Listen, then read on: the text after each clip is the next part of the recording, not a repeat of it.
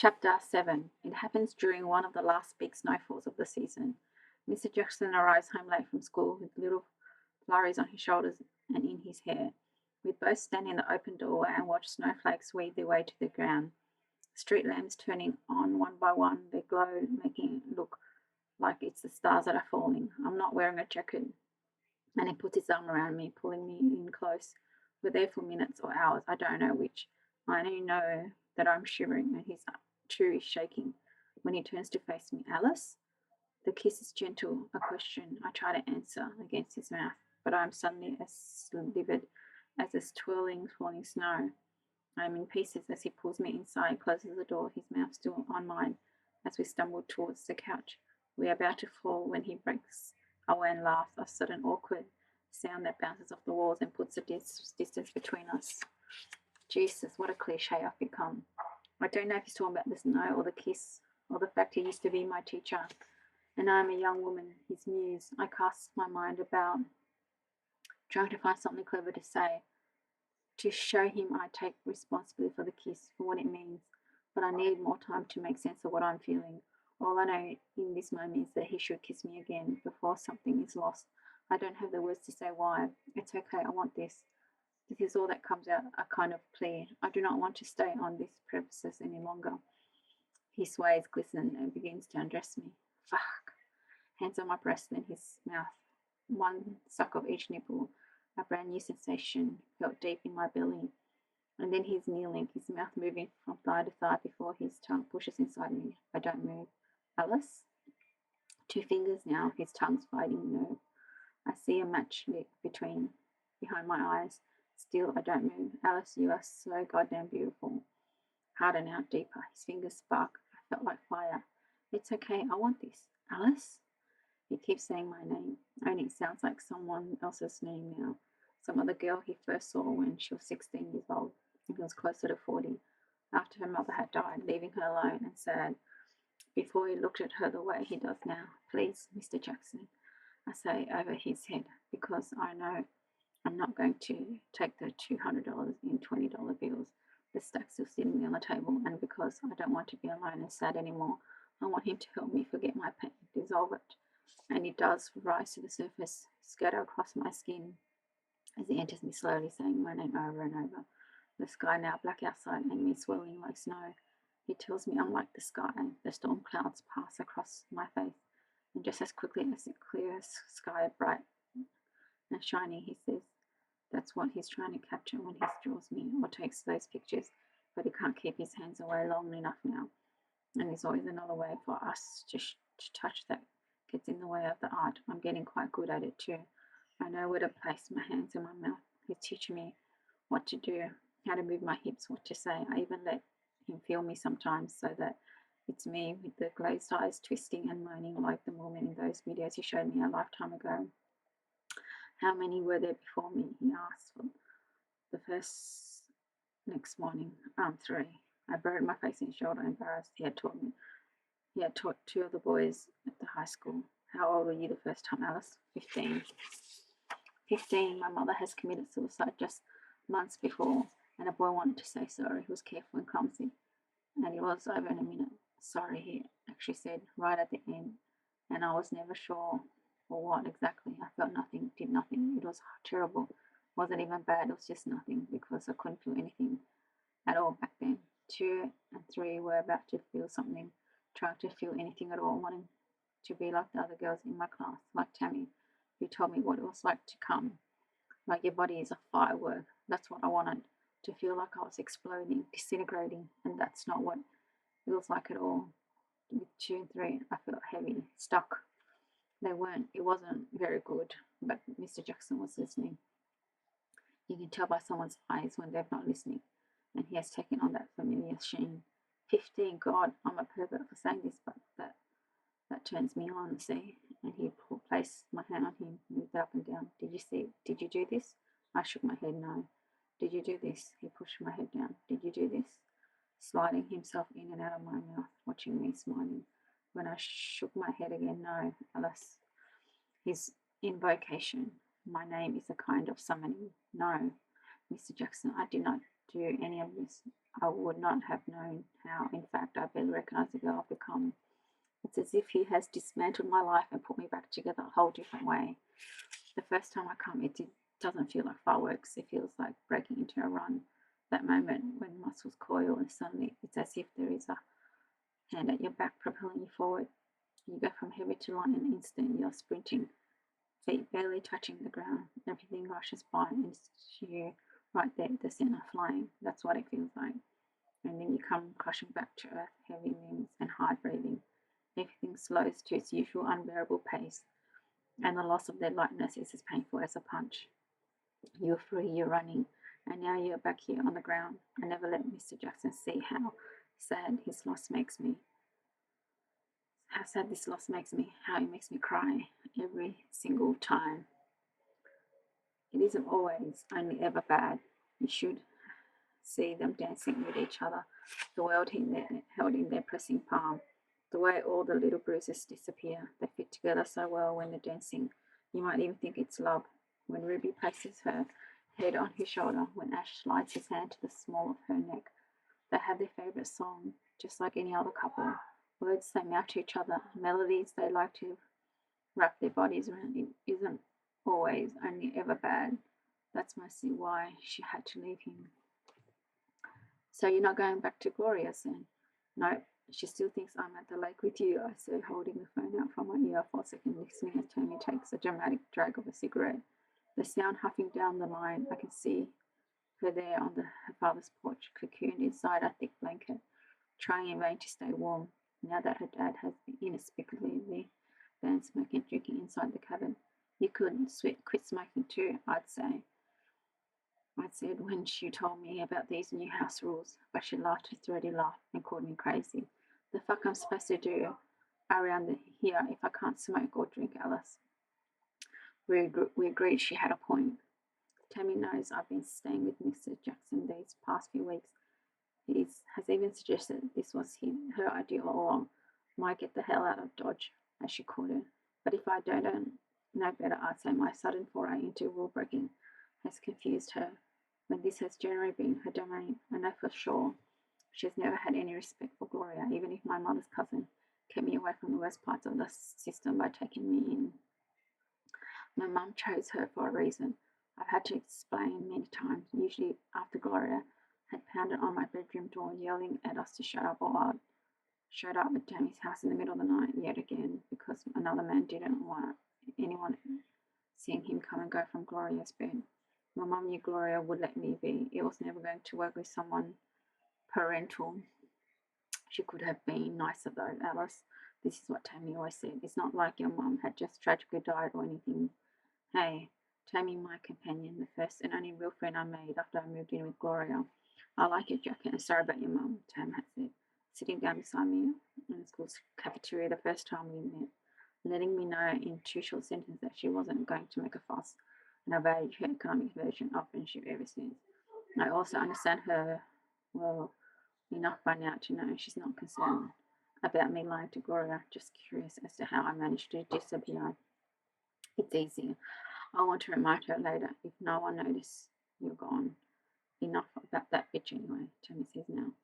If she's reading my mind, I want to know the juicy stuff. What's it like with Mr. J? Is he as good as we thought he'd be? I've been drinking a beer during our late afternoon call, and I just swish it around in my mouth as I consider the question. I think suddenly explicitly of Mr. Jackson's bourbon, how he poured it all over my nipples last night, and the slow way he lapped it up, telling me nothing had ever tasted so good, and how when he poured it down, lower down, the heat and sparks of his tongue set me spinning. Ah, yeah, it's good, I managed to say, my face on fire. I fucking knew it. Even without bad reception, I can hear Tammy clapping. Tell me more, she starts to say. When I hear a car pulling up in the drive, Mr. Jackson had come home early today. Sorry, Tam, I gotta go, I say quickly. My cheeks still flush. I'll tell you every sort of detail soon, I promise. Tammy sighs down the phone. This is our first real conversation in weeks. Whatever, jailbait, just be careful, okay? She doesn't get a chance to finish the sentence. Mr. Jackson is already through the door, reaching for me. I hang up the call without saying goodbye, unaware we won't ever speak again. Sometimes a person slips out of your life so easily and you wonder if they were ever really there to begin with. Tammy caught the jab, taught me jailbait tonight, filming himself slowly moving in and out of me. Mr. Jackson said we were equals, that he had met his match finally. When he was done, when his eyes flooded backwards and he slumped against my warm body, I had a sense for the first time that he might be wrong, because I felt in that moment the slick of him all over my skin, that I might be the powerful one. His needs could be met, he could be satisfied, but I could survive with a great yawning hunger in my belly. I could make him happy, make my own bones. While my own bones were hollow with grief, I heard my mother's voice and remembered lying next to her in bed when I was maybe 8 or 9 years old. She had been crying, and I'd come into her room long enough after the front door had slammed shut for me to know it was safe. I crawled up next to her and wrapped my child's arm around her, and she only let herself cry for another minute before she sniffed, wiped up tears on the sheet, and turned to face me. In the early morning light, her face was beautiful, the way some faces soften when sad, and she kisses my nose. Don't worry about me, Alice. I was just having a moment. He can go on to hell for all I care. Just another Stuart man who thinks he has something over me. That I'll let him treat me bad because, oh, she waved her hands around the room, and I knew she meant this bed, this house, this town belonged to him, and another move was coming. She railed against the man some more, a guy whose name or circumstance I can no longer remember, and by the time the sun came up, she seemed cured of him, wiped clean of that connection. It was fascinating to watch how quickly she could put herself back together again. That's because we're made of metal, she said.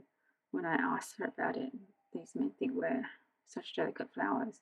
They have no idea how strong we are, Alice, how much we take. They never doubt we need them more than they need us. And it's best, she said, some other day to keep them thinking that way. Tell me about your mother, Alice. Mr. Jackson's head is pressed down on my stomach. He's lying sideways across my body. That I feel his breath catch within the question. I cannot see the expression on his face as he waits for me to answer him. Nobody asked me about my mother, not anymore. When it first happened, I had to talk about her. They made me talk about her, and finding her dead on the kitchen floor just to make sure I was okay.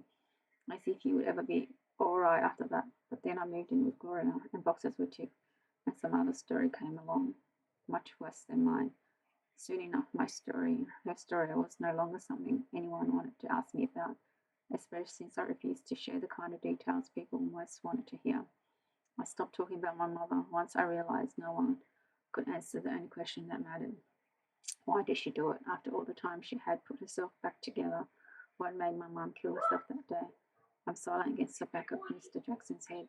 My fingers stop playing with his hair and hover somewhere unfinished between us. He doesn't turn to face me. Tell me about her. Tell me what she likes. Alice, I could really like to know. No, you wouldn't. I push him off, draw my knees up to my bare chest. This is the first time I'm the one to put distance between us, and now wish for war. Alice, I'm so used to him saying my name, but this is different. There is something so adult in how he says it, something that reminds me of the man he is to students who don't look like me. To them, he's an observant, exacting teacher, the kind of teacher who can run a name into a command. I sense it, and if we were not naked here in his bed, I might have liked to give over to his safe version of Mr. Jackson. I might have liked to open up the book of sketches I'm carrying with me, show him all the torn, damaged pages, but I can feel his skinny hair smile, the radiating heart of him. And I know these are not arms I can wrap around me, not in the way of men who want to soothe.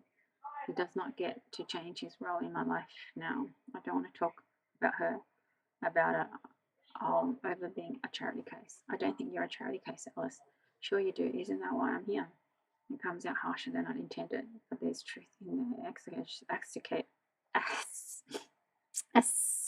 extrication too. He moves his arms away, sits up and looks down. Doesn't look at me, just stares straight ahead for the longest time, as if measuring my comment words by words before he responds. When he does speak, his voice has a odd, flat sound to it, as if he's reciting lines from a script. When I was 11 years old, I watched my mother die of cancer. Correction, I watched her dying of cancer slowly for 3 shitty years. Nobody ever asked me about it. I asked you because someone should have asked me. It should have helped if someone had asked me. I assume you'd understand this. I stare at Mr. Jackson's shoulder. The little muscles twitch. That tells me how unprepared he must have been for my response. I want to climb right into what he is saying. I want to know everything and tell him everything. I feel all rushing forward in my mouth, but other parts of my body went to back away, to close the conversation down. My heart is jackhammering. I can feel the pulse in my fingers and the familiar metal taste in my mouth. It is the taste of my mother's blood. Nobody knows I stuck my fingers in my mouth after they came to take her dead body away. I'm sorry I don't like to talk about her. It is the only thing I can think of to say against this flinching shoulder and the taste of blood in my mouth. In the blood on my tongue. Mr. Jackson is still stirring ahead. He speaks as if we hardly know each other. That's fine now. Let's have it your way. Okay. It clearly isn't okay, so I turn his head, kiss him hard instead of asking about that 11-year-old boy and what he saw. I am aware my sign says like a hand over his mouth, but I cannot give him what he needs from me tonight. There are ways to lose yourself. There are ways for the body to briefly forget what he knows. Mr. Jackson was supposed to be the kind of forgetting. And I want to cling to this version of him for as long as I can. Thinking back, he probably thinks I never understood what it meant to lose the person you love the most. When something so large has been said out loud, it sits and waits for you to address it, no matter how hard you work at ignoring it. I once read that a single cloud can weigh as much as 100 elephants. It's not something you can see, this weight pressing down, but the heaviness is there all the same. This is how it is with Mr. Jackson and me. I sat for him yesterday, and for the first time I felt he was not seeing me, not really looking at me, as he shifted an arm or leg more carelessly than I've gotten used to. I think he might be angry with me, and I'm trying to apologize to my body because once again I don't have the words to say how sorry I am. Last night he was asleep before I came back from the bathroom, or at least he pretended to be. Even when I ran a hand down his back and pressed my fingers on his hip bone, I wanted to say against his back, tell me about your mother, but my own mother danced too close to the surface, set cheeks on fire. So I removed my hand, and for the first time we sat back to back. This morning I followed him to the shower. I shivered so much. He pulled me into him, wrapped his arm tight around me, and we stood under the stream of hot water together. But he left as soon as we dried ourselves off and said, have a nice day. He never told me where he was going. It's been hours since he left. And I've been sitting on the small couch staring at his crates of books this whole time. I feel inundated with memories, swamped by them. The only thing to do is stay still, no noise, no light. If I concentrate hard enough, I can push the thoughts away. It's dusk now. I've made it through the daylight. The jarring bright of it, my flashback reduced to skimming stones, darting across the surface of my thoughts. My hand on the door, and yellow at the kitchen. The blood red on the floor, half of that beautiful face missing. No single images stay for long if I remain steady, if I don't move. I'm still here staring at the wall. When Mr. Jackson finally comes home, he immediately flicks on the light, making me jump. Alice, are you okay? I tried to nod, but instead the tears come back crumbled face, tears that haven't been let out in this way since it happened. Where did you go? It comes out as a wow. You didn't tell me. Where did you go and why did you leave me? And now I'm sobbing, the paralysis of the day, giving over to the exhaustion of holding everything back. He stands there for a moment, watching me cry, then comes sit beside me, arms goes around me, and I fold into him. I'm sorry. I apologize over as I cling to him, now digging into his shoulders, trying to crawl under his skin, wanting to get closer. The separation of this day has terrified me. Mr. Jackson holds me tight until the sobbing stops. When I'm finally drained, I feel the rocking, the way he's gently moving me, soothing me as if I'm a child. I miss my mother so much. I merely want to suck the words back in, but I push through the ache in my throat. It is a physical pain, knife sharp, but the words keep coming. I do not want him to be angry at me. We looked after each other. It was always just us. I don't even know who I am without her. Mr. Jackson gently untangles himself from my arms. You want a drink for this? He asked, and I nod. The whole bottle, maybe. I wait for him to come back from the kitchen with the bourbon somehow. I knew it would be bourbon. His hand moves the bottle. Then I take a sweet, grimacing as I swallow. Maybe not like this, he laughs softly. Let's get you a glass, amateur. The familiarity of his pet name is calming. By the time Mr. Jackson comes back from the kitchen with an ice-filled tumbler, I can breathe again. We had been doing really well. She had a good job. And we had been in the same place for 2 years. 2 years was everything back then, and he was in jail, something stupid. I don't know, petty something. I never really paid much attention to what he did unless it involved my mother. He, Mr. Jackson, interrupted, your father.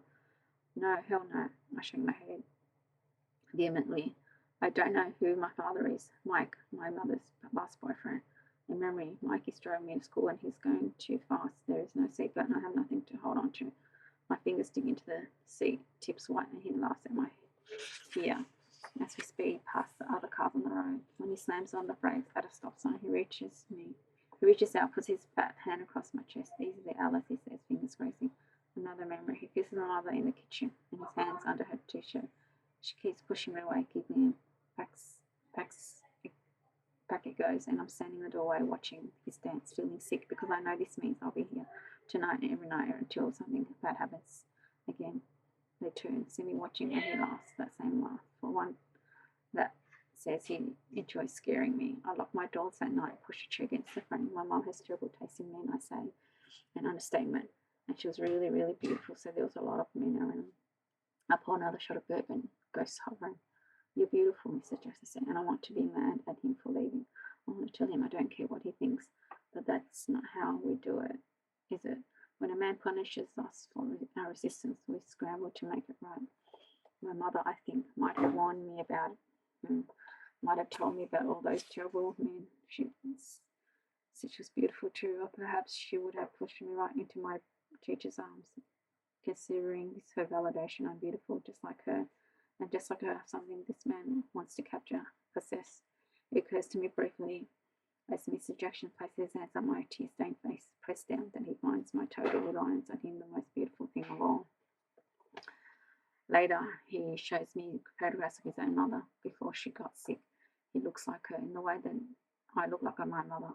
I showed a version of the real thing, not quite as lovely. He tells me she was an artist too, and then he carefully takes something from our shoebox in his closet, wrapped in a red silk scarf, and no larger than a prick. It is a delicious camera from the 1930s, beautifully preserved.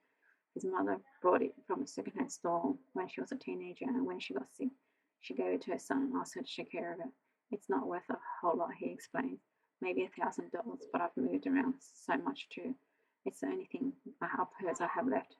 Takes great photos still. Back then they built things to last. I asked him to show me how the cameras work, confused by the unfamiliar dials and levers. He loads a fresh roll of black and white film and gives me a brief lesson, never letting me touch the Alicia itself.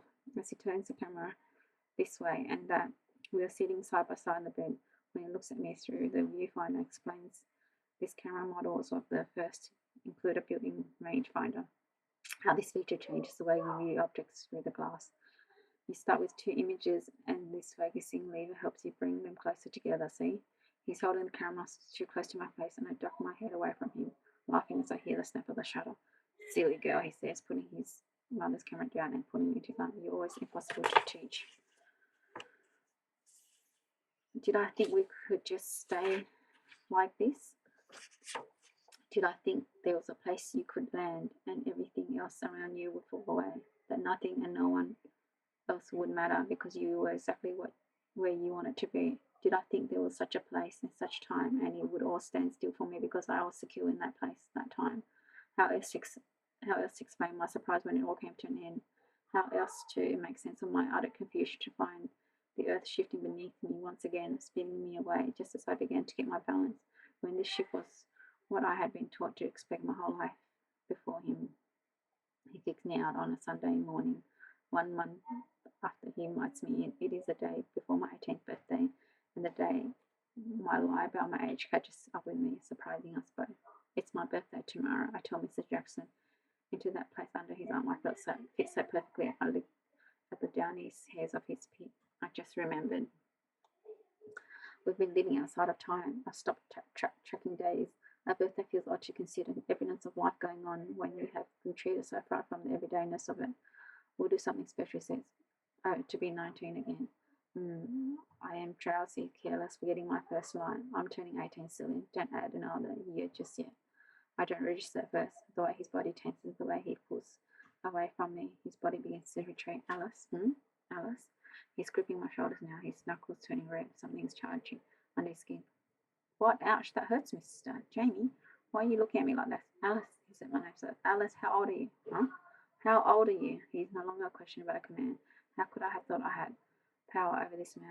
I'll be 18 tomorrow. He looks at me for a second, then he steps out of my bed and crosses the room before I understand what is happening. Fuck. Jesus Christ, Alice, you're fucking 17. Yes, why? I took pictures of you. I filmed you. He held these words across the room at me, looking like he's going to be sick. And I still don't fully comprehend what is going on, while my birthday has caused such a panic reaction. And then slowly, after the fog of my brain, I hear Tammy's voice, the last time we spoke. The way she called me jailbait, and I cannot believe I never considered this. The girl so obsessed with the freedom that comes from turning 18 should never have missed what she was not considering free of all the days before. Jamie, I'm sorry, I thought you knew, and it doesn't matter. I mean, I said yes, it was my choice. It wasn't, you didn't. That strange, unrecognized look has solidified. He's now staring at me as if he had never seen me before. Jesus Christ, I could go to jail for this. No, I would never. It would never. You have to go. He's pacing the room now, shouting. No, Jamie, don't be silly. It's just one more day and we'll be fine. Just one more day and shut up. Just shut the fuck up. Get away from me, you stupid little cunt. These are the ugliest words he's ever said to me, worse than anything I could have imagined. And when he does not come to comfort me, I know that he means them. I say sorry over and over, but he has already left the room. I can hear him fumbling for his car keys in the hall. You need to be gone by the time we get back, Alice. Mr. Jackson says this from the front door, and then I hear it open and slam shut behind him. His car revs, skids from the driveway, and I am once again on my own. My chest is caving in. He knows I have nowhere to go. He invited me in with no real intention of letting me stay. Anger rises in my throat each time I think of what he offered me, what he held back, the righteousness of his brief respite, before I throw my sadness all over again. Before I throw up my sadness all over again, I can't go back to Gloria. She's texted the other day to say she was out of town for the week. When I get home, we'll need to talk about your plans. She ended the message, and I knew what that meant. She was expecting me to leave after my birthday. I'm going to stay up here with Tammy through the spring. I have texted back, thinking I was creating space for Mr. Jackson and me. I'll let you know when I'm back in town. Her call in presence was enough for me to know that she couldn't bother checking up on me. As for Tammy, we haven't spoken since she called me jailbait. Outside of a few text messages we each take a little too long to respond to. I've been preoccupied with Mr. Jackson, and she will no doubt have been busy monitoring her father's sobriety and keeping her boyfriend Ryan on the straight and narrow. I can see her drinking vodka from a can and rolling her messy smokes as they huddled together by the water, inhaling harder stuff than whatever she could get hold of back home. I know she's happy as she expects to be, which makes me happy for her. I want more. What I need then, if I want to get out of this town once and for all this money. I can't believe I let Mrs. Jackson distract me from anything I knew for sure. I make a decision that will change my life quickly and with the clarity necessity brings, going to where Mr. Jackson hides the cash he makes from selling his art. I grab every last bill stuffed in that old film canister. Next, I throw my clothes into the duffel bag I brought over from Gloria's house just to clean stuff. I know I have left underwear and t-shirts in the bathroom, and I'm glad I want there to be evidence I was here. He will have to cautiously discard this proof of me. He'll have to know what he's doing as he scoops up my belongings, throws them in the trash to consider his discomfort. At this task, there's a small satisfaction, like an ice cube on a string. I've almost shut the door to his house behind me and locked myself out. When I turn back, there's something I want to take with me, a gap I want to create in his world. When I lift it from the box, the Lucia is lighter than I expected it to be. Having never held it before, it feels even more precious in my hand. It will signal this camera. I know what this loss will mean to Mr. Jackson, and my small satisfaction expands and bursts in my chest. There should be consequences when you hurt someone. I want to know that I do not care for him for his heart anymore. He has shown me who he is, and now I will show him the real me too. I close my fist around the money, press Alicia against my chest. A slut, a thief, a liar. Mr. Jackson can cast me away any way he likes from here, because I know what I am. I am a survivor. I will turn 18 years old tomorrow, and I'm leaving on my own terms. Nothing, no one can hold me back now. Ruby Jones is telling herself this very thing as she weighs her suitcase at the airline counter in Melbourne, scans her passport, and presses aboard the flight to New York City. I'm ready, she thinks, wherever comes next. This optimism, despite everything that came before, is how I know she understands that if you tell your friend a lie enough times over, you're meant to come to believe it. Thanks for listening.